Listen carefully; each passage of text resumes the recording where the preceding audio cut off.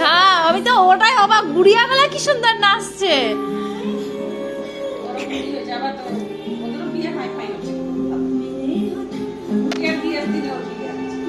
ও তাই যেতে পারবে না।